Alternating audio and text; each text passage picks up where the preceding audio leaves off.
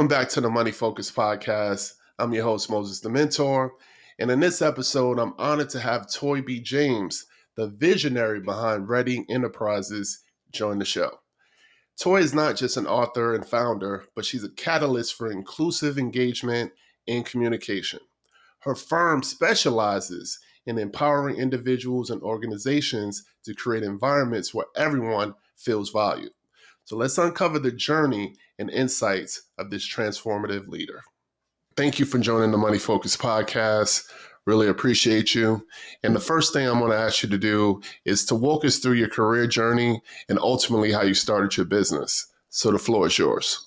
Thank you. Thank you so much for having me. It's a pleasure to be here. My career journey, I have been so many places. So I'm just going to give you like some titles, right? I'm not going to mention the company name, but first job out of college was a bank. Then a senior communications coordinator for the local government. And then I went to a pipeline company. And there I was in communications and I kind of ventured into public affairs and strategy. I was a contractor, so left there and I started in like public affairs, corporate responsibility, which was still one of my favorite jobs because I love supporting organizations and people that they support. I did that for like 10 years. The company was amazing. And then I started just doing something on my own when the economy took a downturn and the office closed their regional office. So in communications, that's when I started writing to make a living. I was like, oh, you could get paid like by yourself to do this.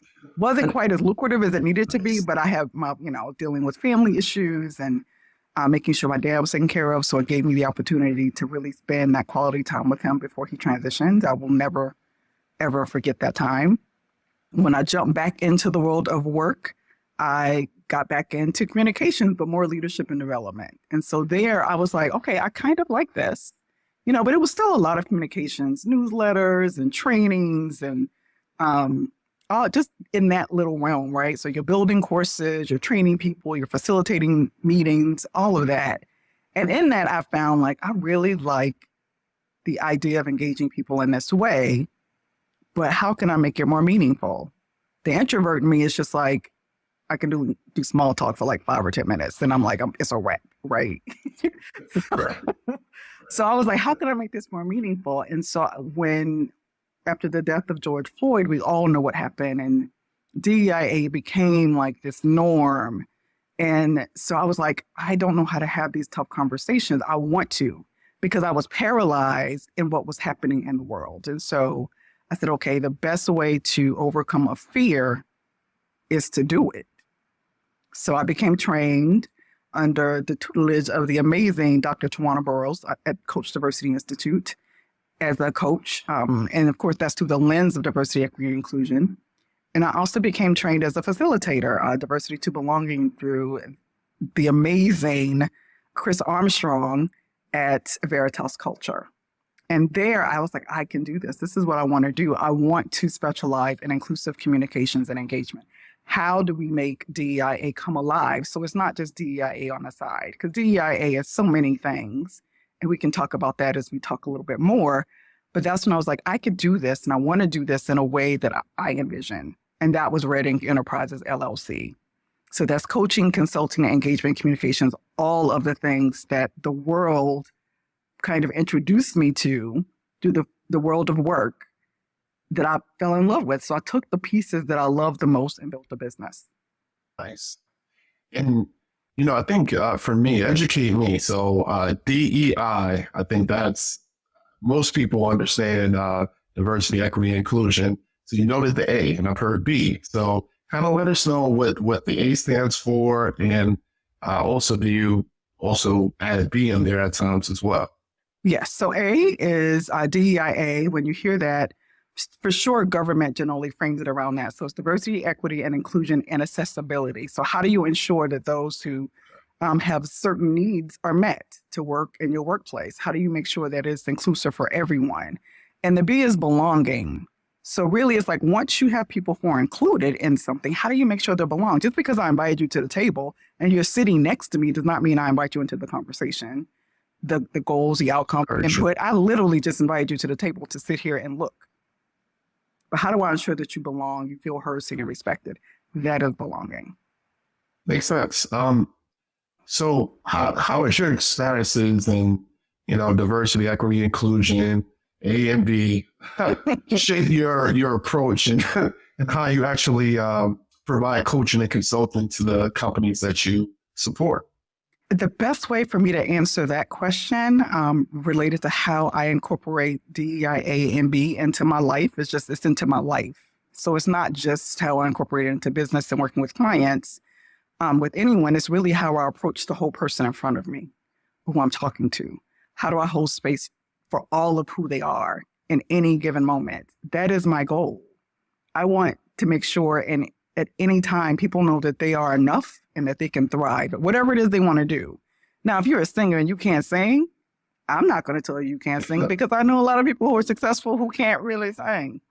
But what I do want them to know is like once you decide whatever that thing is, who you want to be at the core of who you are, you can do that. But you have to set the goals. You have to decide what it's going to take, and then you have to just do it. But first, you have to believe you can. And I can't believe for you. So my goal is to ensure that people feel heard, seen, and respected no matter what area or where we are, who I'm talking to, so they can understand that, like, yeah, I'm special just the way I am. I'm enough because they are. So it sounds like, it's a business, but it's also a reflection of just what you bring to your day-to-day life. So exactly. That's pretty cool. Yes, but ultimately, no matter what I'm doing, that is integrated in every fabric of every being of my life. Honestly, it's whom I meet, how I engage them. And that's what I love, though. I want people to know that I see you. I see you. Everyone doesn't feel seen. And if everyone allowed themselves to be very present for someone else, it's just a beautiful thing to receive and to give. Yeah, 100% agree. When you started your company, just like many other entrepreneurs, what are some of the challenges that you faced? Challenges that I faced establishing RedInk really were minimal. Starting the company was not very hard. It's really being hyper-focused on what it is you want to do, how you want to serve, and what that looks like, who are your partners and who are your clients. And then getting and maintaining those relationships, whether it's partnerships or clients, right? And I believe that in any business, you don't do it on your own. I have my board of directors. I have my supporters. I have people who would send clients my way. I have people who would say, how is your day? Just ask me, how is your day going? How could I help you? Is amazing. Yeah. So developing the business on its own, super simple. You could just follow a blueprint. But determining what it is you want your business to be, how you want it to set it up, like what are the certifications? What are the trainings that I need? How do I stand out above the rest? But at the same time, how can I be of service to those who do the same thing? None of us work in a vacuum. But because I specialize in inclusive communications and engagement, someone else might need those skills to build a curriculum for something very specific to DEIA, right? So they might be, well, I am racial equity. Okay, how can we partner? Because you got to talk about those issues. That's where I come in. So the establishment of your company wasn't that difficult, but you noted that you're, an introvert. So going out there and making those connections, I mean, how did you overcome that? I mean, that's huge. Well, one, it was huge during a pandemic. That's what made it really hard. But like throughout all my trainings, I established relationships there. When I joined organizations like the Chamber of Commerce or any other business, right? So you just establish relationships. You go out and you meet people and just be very genuine. You might not even be in the same field, but you don't know who they know. They don't know who you know. Right. And it has to be reciprocal, right? Because I can't just be like, hey, can I get 5 minutes of your time for you to tell me all your business? No. May I have 5 minutes of your time so I can understand how I can be of service, right? That is the mindset that you have to have in business. Because if you start off as a vulture, you'll have that reputation and people will no longer want to work with you because they see it. Like, oh, here they come again. They're about to ask me for something. No one wants that. And no one wants to feel that way either if that's not their intent, for sure. So my relationship building is slow and steady wins the race. I don't rush anything. Everything is just as authentic as if it would be if I would just make it a new friend. But I always go in believing, how can I be of service to this person? Let's talk about how we can support each other, not what you could do for me. When you approach it to where like you're trying to get something from someone and you're not going about it like a business person, you know, you're pretty much just saying, hey, just pour into me. And there might be a time when you're seeking a mentor and that might be okay. But if you're coming across to say, hey, I want to be a partner, I want to connect with you, I want to grow with you, you have to bring something to the table that's valuable for that person as well. Exactly. And that's the same thing at mentorship. Mentors aren't there just to serve you. Mentors also, if you put yourself in a particular position, you could serve them because you might have a perspective they never considered that might actually help their business or their own professional or personal growth, right? So it really is all about the relationship. It's not about getting. And even when I do mentor someone, you know, it's work for them. You know what I'm saying? Because I put the onus on them a lot to say, hey, don't even schedule a follow-up unless you've done 1, 2, 3. Because again, it's not a just a venting session. You know, every time we meet, we have to show growth because then otherwise you're not taking advantage of the time that I'm giving. Exactly. Right. No one wants Definitely that, want right? that. And so, but sometimes we have to tell people what that is. Like this is like if someone, when they approach me, like, I would love to talk to you. I really need some support. You've done this. You've been through this. Can we have a conversation? We can have a conversation. But if you need support after that, this is what it's going to have to look like. Right. So I'd set those parameters and those boundaries. If you're ready, or if you're not ready now, that's fine. But when you're ready, just be ready. And so define what mentorship is in that relationship, just like people confuse mentorship and sponsorship. Very different things. Like sponsors is like, what do people say about you when you're not in the room? Who are those people? Yeah. Who could talk about your business when you're not there and it matters, right? That could be anybody. Because you don't know who people know and who they run into. People have made referrals to my business and I'm like, you did to whom? What? People I never considered as a business partner. So just be clear about what that is and be honest about who you are and what you're willing to do. It's huge. Great advice. So we've been talking a lot and you have a book. Yes. And the title of your book is Talk About It. Yes. So talk to us about your book, talk about it, and you know what it's about, and also how it aligns to your mission at RedInk. Sure. Well, the book is called Talk About It. And it's so funny that an introvert would have a book called Talk About It. But again, during the time of George Floyd's death and all of what was happening in the world, was for me, because I'm very sensitive about race and race relations and people, because I really absolutely care, it almost paralyzed me.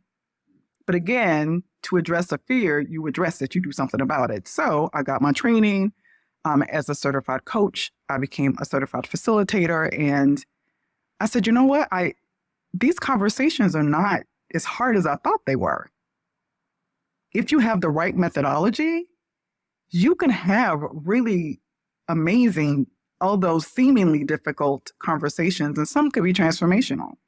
So it's 12 steps of transformational conversations. So Talk About It, 12 steps of transformational conversations. And it really is using ICF coaching methodology around having conversations that are difficult, whether it's personal or if it's in the workplace. And so many people shy away from it.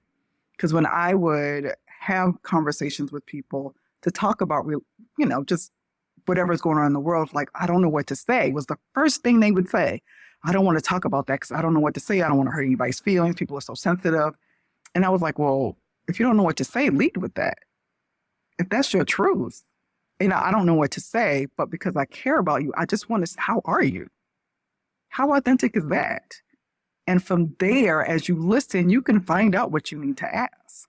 So it's really a practical, it's not even a very big book. It's very practical. It's 12 steps. How do you do this in any given situation? And I actually learned from a friend of mine, and he actually, the book is led with the experience that I had watching him talk about race after an art performance that he had. His name is Masoud Olufani. And I literally just ear hustled the entire time, and his patience was phenomenal. And I was like, one day I want to know how to do that. So so in the book, one of the steps is to truly just lead in with the thing that's going to make people uncomfortable. That's one of the steps. Yeah, absolutely. So it depends on the type of conversation. If you want to prepare to have the conversation, one, prepare for the conversation. And I'm not saying prepare to argue. What I'm saying is identify your own triggers. What can be said that will set you off, let alone what might set the other person off? Start with yourself. How much have you educated yourself on a way about what you think and why you think the way that you do about whatever this topic is? Because what you don't want to do is just argue. You want to just truly understand your own thoughts. So when you go into the conversation, after you tell the person, if it's a difficult conversation, like, hey, I would like to talk to you about so-and-so because I care. One, you have to make sure that people understand that you care. Because if they don't think that, it's going to be harder. Can we meet at this time? Because it gives them the opportunity to prepare for the conversation as well. And then you go in and you just make space and you ask questions. You go in, you suspend judgment. Your job is not to change their mind. You go in just trying to understand. And to show someone you care, if those are your two goals, you'll go a long way. And you may not change your mind, you may not change theirs. But hopefully you both will walk away with the perspective you never considered. And with the clients that you work with, or maybe companies you work for, is there a risk that you uncovered? Yes or no? Is there a risk on focusing on too many like D&E initiatives? And could that actually detract a company from actually meeting their performance goals? I don't, it depends on how you set it up. Because what is DEIA short of change management, employee experience, employee engagement? That's what it is. And leadership and development. So when you put it into the buckets in the way that we have defined what is necessary, and of course you could talk about performance reviews, you could talk about salary assessments, that all falls under HR. But if you develop a program where all of that's included, you're not doing a whole bunch of things. You're doing one thing with a lot of different elements that support the overall culture. So it really is, again, how are you developing what you're implementing? If it feels like it's one-off, we're going to try this over here once, and then we're going to leave it alone for 2 years, but we're going to come back because now people are complaining again, they're never going to be successful. But if you put in certain mechanisms, projects, changes in the way your structure is designed, that's what works, right? So when I say, we need to be more transparent in showing salaries, and you're scared, like, I don't know if we should be, what's giving you pause? Do you know that you're not necessarily doing the right thing right now? Because if you can explain why me and Sarah have the same job but different salaries, the truth is not the problem, unless it's a problem. Because if I have more experience than Sarah, if I have more education, if I come from a different background and I came in ready to rock and roll, where she has education, maybe not as much, she has experience, not as much, but she is teachable, that's a truth that Sarah could understand. Transparency is okay. It should be. The truth is never a bad thing, in my opinion. It's just the truth.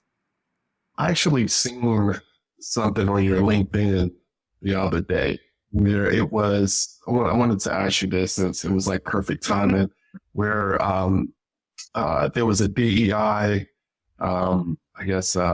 department within the government that wasn't funded with the new bill, funding bill that Biden just signed. I wanted to get your input on that, because I thought that was, I was surprised that was even on the bargaining table, that a DEI initiative would even have to be taken out. But I wanted to get your take, being that this is your field, and do you feel like there's an attack on diversity, equity, and inclusion, and all the other initiatives that's out there that help protect and ensure transparency? I'll even broaden that question to include the dismantling of DEIA programs throughout the country. I mean, we see it in Florida, we now see it in Alabama, we see it in different companies. Yeah, and it's very disheartening because a lot of these programs are led by marginalized people, right? Leaders who look like me, people of color, although the majority of them, what people didn't realize is a lot of the leaders were white.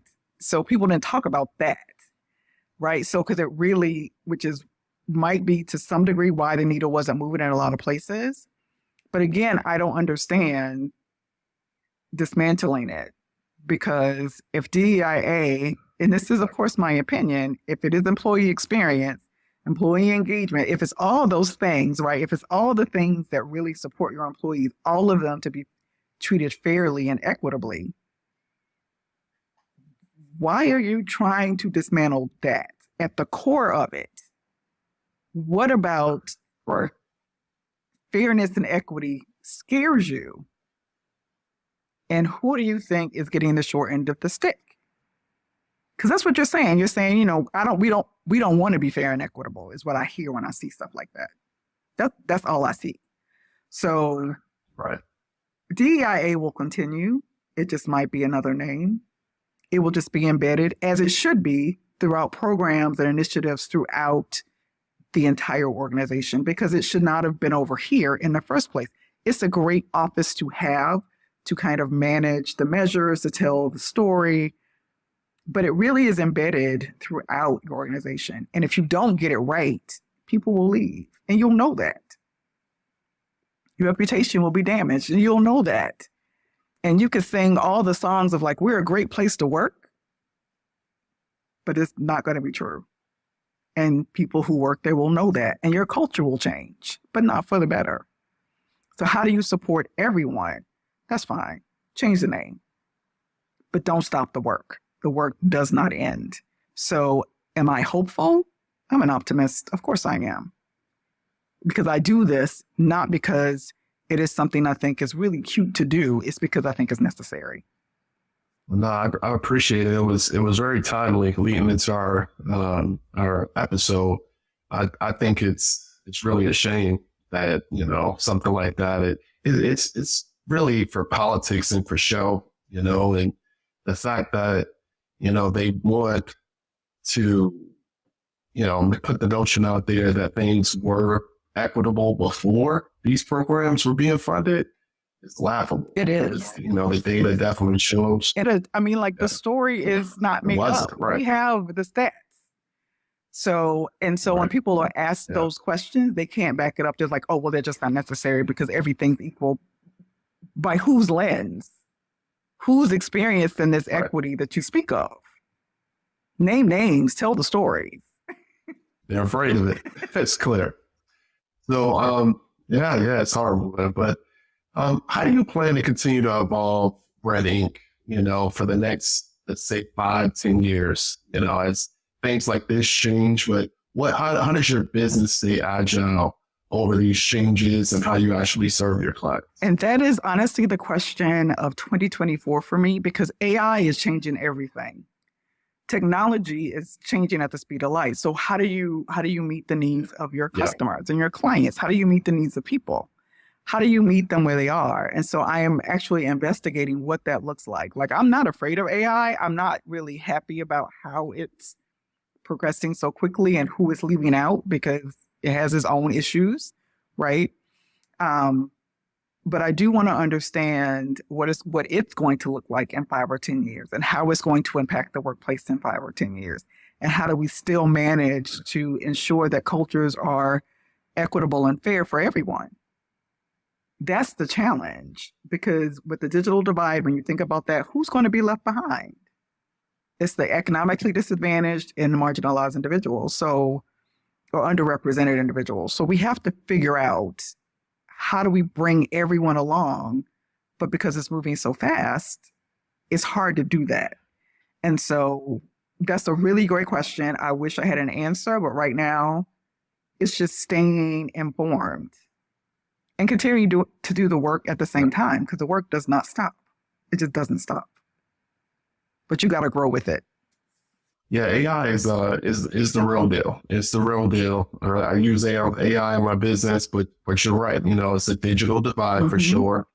And that digital divide may be magnified pretty soon because of another program that was taken out in the spending bill, which is ACP, which is the Affordable Connectivity Program, which was giving subsidies to low Mm-hmm. income Yep. households to ensure that they had cable, ensure they had internet service.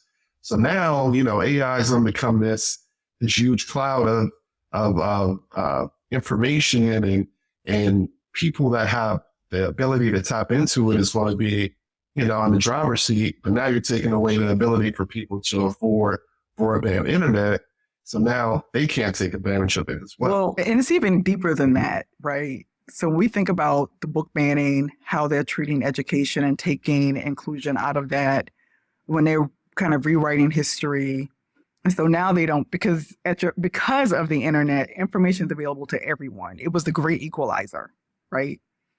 You take that away, along with all our educational system being kind of shifted and changed and edited, and stories reimagined, who benefits?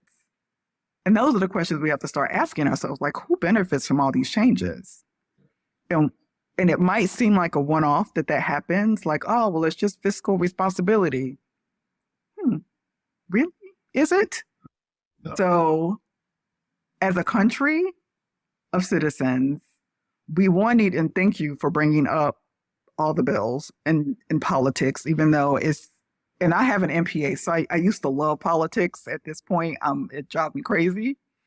I will say that we have to vote. We have to vote. We have to be informed, and we have to ask the question: out of all of the things that's happening, who benefits, and how can I be involved to ensure that my family, the generations of my family to come, are going to be okay? Because we have to stop thinking right now, like, this doesn't bother me, right now. Right now. Right. And it's going to happen now. fast, very fast. Right now just ended. Yeah. Right now just ended, right? So we Yeah. have to think more in the future about its impacts to us as we get older, our families, and really just stay involved. And I know that when you think about the ballots right now and what's on it, who's on it, and people become disheartened, but what's the alternative? Because when you don't vote, you vote for the person that does not need to be there, right? So all you can do is just say, these are my issues. How do they stand on my issues? And then you do the best, and you don't just vote for the president. You vote for the Congress people. You vote in local elections, because it all filters up. Politics is local, and people don't realize that, or they realize it and don't do anything about it. But this is the groundwork, is where all of these things happen, because the presidential executive office only has so much power. And we have to remember that too. For sure. So, I appreciate you, coming on the show, and I want to give you the floor to, finish and close us out with final thoughts or advice that you would like to give the audience. And then also, let us know how we can reach you, your social media, your website. So, floor is yours. Okay, well, thank you so much for having me. My introverted self always gets so nervous about these things. So I hope that what I shared was informative and helpful for those who listened. To reach out to me, just RedInk Enterprises, and that's Red Ink. Remember when you're a teacher, I'm dating myself, but just red ink, like they used to grade your paper with the ink, it'll be red. So if you got a lot of red ink on your pages, you did something wrong. So in my case, it really is because I want to take what you have and I want to help you make it better. That's all it means, really. So RedInk.enterprises.com. You can find me on LinkedIn, Toi B. James. You can find me on Instagram, RedInkEnterprises.com. So I'm available. So if you message me, I will respond. Again, the book Talk About It is on Amazon. Just search my name if it's difficult. It's Toi, Toi B. James, and used to be because I like it. And my advice would be just whatever it is that you want to do, Believe, you have to believe you can do it. I'm not saying fake it till you make it. I'm saying believe it. Make a plan and just take a step. That's it. Because you got this. You are more than enough. And that is always the truth I tell people. So, but thank you so much for having me today. You're welcome. And that's great advice. I hope y'all listen closely and attentively to that, and go be great. So thank you again so much. Thank you. Appreciate Thank you so much. So, Toi, thank you again for joining the show. Really appreciate it.